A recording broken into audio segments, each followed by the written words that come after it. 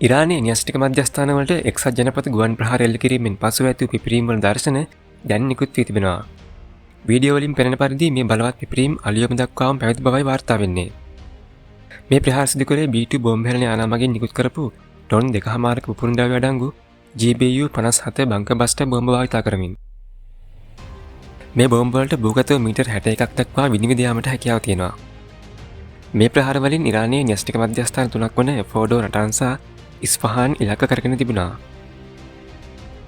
ඉරානය විසින් පහසුකම් වලට බරපතල හානියක් සිදු වූ බව වාර්තා කළත් ඒවා සම්පූර්ණයෙන්ම විනාශ කළ බව එක්සත් ජනපද ජනාධිපති ඩොනල්ඩ් ට්‍රම්ප් ප්‍රකාශ කර තිබුණා.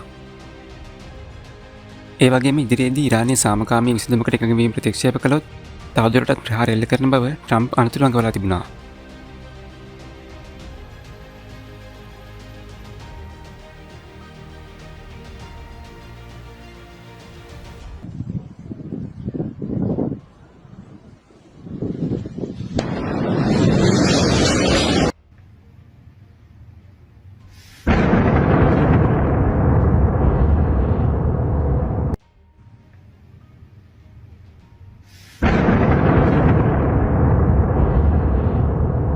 شهرانو زدم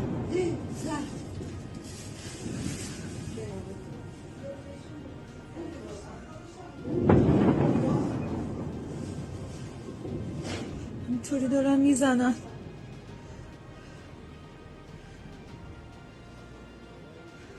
ما چه گناهی کردیم تن بدنمون باید بلرزه؟ محزن درکی